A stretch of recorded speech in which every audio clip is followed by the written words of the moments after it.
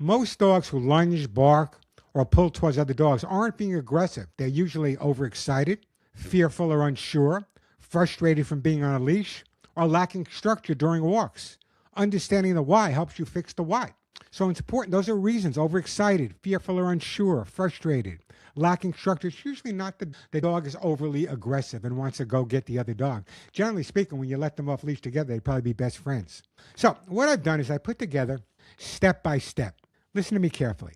Number one, to improve your dog walks, create distance. Every dog has a reaction distance. You heard me talk about this earlier. If your dog reacts at 20 feet, start giving them 30 or 40. The distance that they're calm, that's where you start resolving the situation. So find that distance and make a real big difference for you. Number two, you heard me say this earlier in the show, and I don't talk about this enough. Maybe that's my fault. Every dog should learn to focus on the person they're with. So teach your dog to focus. This is your anchor. Say your dog's name. When they look at you, reward them immediately. Practice at home first, then outside, then on walks.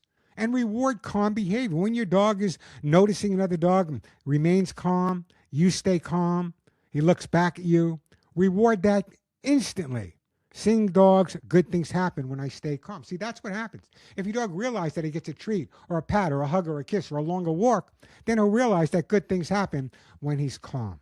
Avoid the common mistakes. The biggest one is pulling on the leash. You heard me say that. If you pull on the leash, what you're doing is creating more of a problem for the dog. Number two, no yelling, no screaming, no, knock it off. Letting your dog stare at other dogs is a problem as well. Don't do that. Walking straight towards another dog, a problem, makes the reactivity even worse. Controlled dog exposure is change. A calm, neutral dog.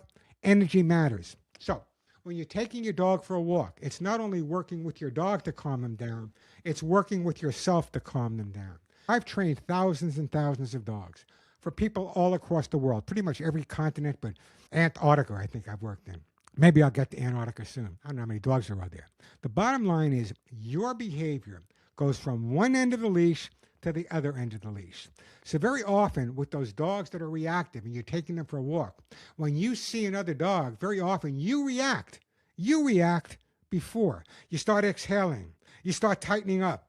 You start changing your pace, walking faster. Believe me, that could make a difference. The calmer you stay, the more consistent you are following the techniques I gave you, the easier this problem can be resolved. But remember, and this is important, stay calm, practice every day, don't overreact. And anyone who tells you that the only way to resolve situations like this is with adversive training, yelling, screaming, don't do that. It's a bad idea. Follow my advice, you'll be a lot better.